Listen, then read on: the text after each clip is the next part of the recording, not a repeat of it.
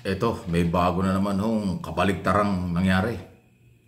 Si Salvador Medaldea, dating Executive Secretary ni Duterte at kasama dun sa ICC ngayon, may mga sinasabi na hindi raw ibinigay kay Duterte ang medical treatment kung ano-ano. Samantalang sinabi na ho ni General Torre at ng DOJ, may mga doktor, may mga nurse, may medicine, may pagkain, VIP treatment ang kailang ginawa doon sa airport at saka sa Villamor Air Base Lounge kung saan yun po yung opisina, temporary holding area ng Pangulo kapag nagbibiyahe. Lahat ibinigay, pagkain, oras, lahat ibinigay. Pero pagdating doon sa Europe at na-interview si Medaldea, iba ang kwento. Pagkatapos kayo, pinapalabas pa nila, nawawala si Duterte. At palagay ko, ito si Medaldea ang nawawala. Dalawa lang naman yan eh. Pag mayroong nawawala, malamang yung naghahanap ang wala kasi hindi alam kung saan nandun yung hinahanap. Pinapalabas kasi nawawala daw si Duterte sa ICC. Kasi iba ho ang sistema doon.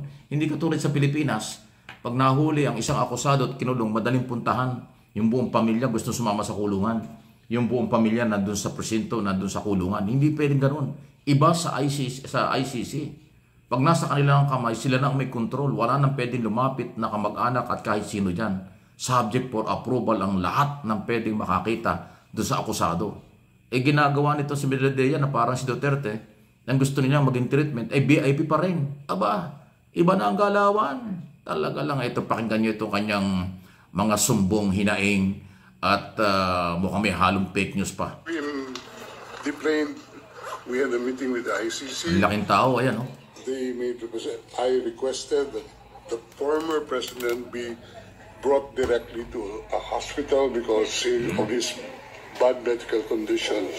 It was almost a 24-hour flight. He just came from Hong Kong, not allowed to visit his home, not even allowed to see a doctor in a hospital before he could be. Hindi nga ho pinayagang magpunta ng hospital, pero lahat ng doktor, private doktor ni Duterte, doktor ng Villamor Air Base, mga nurse, medicine at lahat, ibinigay habang nandun sa airport at saka Villamor. Hindi pwedeng ilabas kasi under control na siya dahil inarresto na siya, arrested na siya ng Interpol. Kakaiba talaga ito si Medaldea, no? Parang hindi abogado. Could be transported here. Now, we made the request for a hospitalization and they gave the assurance that he will be brought to hospital, and I asked for the name of the hospital. Up to now, they have not given us the name of the hospital, so we took the position that he could have been brought here directly, and we are told that there is no President Duterte inside the facility. We are at a loss at this time, and I think this is part of their grand plan, no? To kidnap the president, to extract the president from the Philippines. Kidnap daw And brought to a jet without known destination. I was even forced to join the plane without any valid visa coming here. Sir, can we expound lang when you said that there is no President Duterte inside?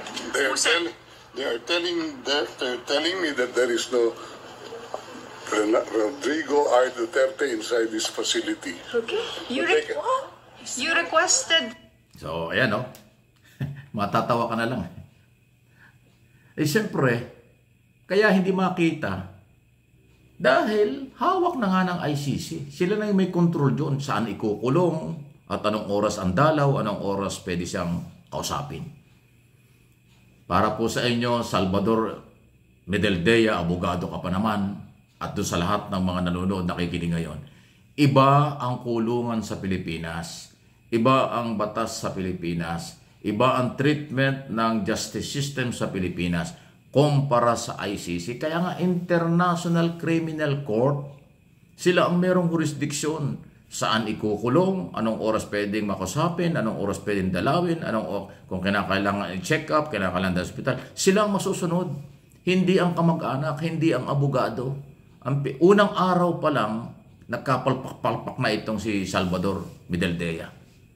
Nagre-reklamo kaagad sa mga media for paawa na naman. Panlilin lang yan. Kahit daw dito hindi binigyan ng medical treatment, binigay na nga ang lahat eh. Gusto kasi makalaya, gusto kasi palabasin. Pag nakalabas ng Villamorian at saka airport ng mga oras na yun, ng March 11, araw ng Tuesday, di nagkaroon ng sympathy mula sa taong bayan. Mahirap hulihin, mahirap ialis, di ba? Hindi pwede talaga yun. So ngayon, pagdating doon, gusto nila, nakabantay sila. Hindi pwede yun. Natatawa ka talaga eh. Para namang walang kaalam-alam ito si Medeldea sa kung anong proseso sa ibang lugar at sa ibang bansa. Sa ibang bansa, pag inaresto ka, diretso ka sa kulungan, may limit na kung anong oras ka usapin at makita yan. Pwedeng ilipat-lipat nila ang kulungan, pero hindi nawawala. Palagay ko ang nawawala ay yung nagsasabing nawawala. Hindi pwedeng mawala yan. 100% pangangalagaan ng ICC yan. Dahil malaki ang kanilang pananagutan pag may nangyari. Kaya hindi yan nawawala, inilipat-lipat lang, hindi lang makita. Dahil hindi ipinakikita.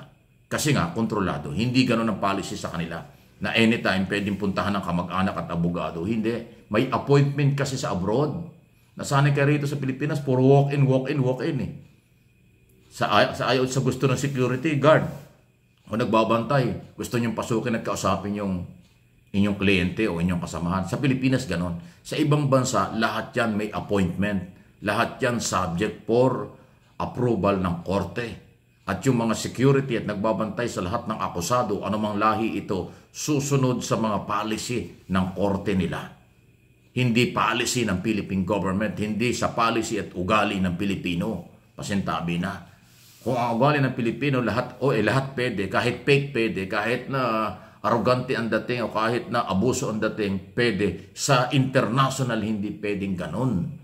Merong policy, may protocol, may limitasyon. Kung hindi mo alam yan, nakakatawa kayo.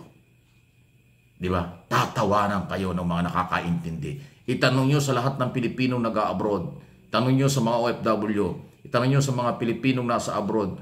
Iba ang policy doon kaysa sa atin. Hindi pwede doon ang palakasan, hindi pwede ang lagayan, hindi pwede doon ang bahala na, hindi pwede doon ang ako ang masusunod. Gusto ko ito. Hindi pwede yun. Ikaw naman, Salvador Medeldea, abogado ka pa naman. Ano ba naman? Ha? Huwag mong sindihan ang mga tao at mga Pilipinong taga-suporta nyo nagagalit. Ginagalit nyo sa maling impormasyon. Ginagalit nyo sa maling interpretation. Ito ang sinasabi ko. Iba ang international court law kaysa sa Philippine law at ugaling Pilipino. Yun. Okay? Pag hindi pa nyo naintindihan yan. Hindi mawawala si Duterte. Inilipat-lipat lang yan. Hindi lang nyo pwedeng puntahan anytime kasi nga may limitasyon. Bawal na ang ganon. May oras ang pakikipag-usap, may oras ang dalaw, may oras din po ang ugnayan between lawyer at saka si Duterte. Hindi sa lahat ng oras yun. Huwag niyong kalimutan, 1,000% si Duterte ay nasa kamay ng ICC. Sila ang masusunod.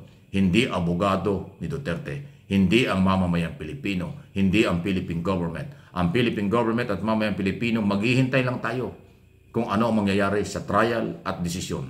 Hindi natin sila pwedeng diktahan, pakialaman, at yung policy natin at gusto ninyo, ang siyang masusunod, never mangyari yan. Yung policy nila, ang susundin at irerespeto at dapat respeto. Kaya yung nagsasabi na kung ano-ano, another panlilin lang, fake news, maraming ganyan. Puro fake ang galawan nila. Please like, share. Kung hindi pa, subscribe. Mike Abi Opinion channel at MA Pinoy TV. 2 channel po yan.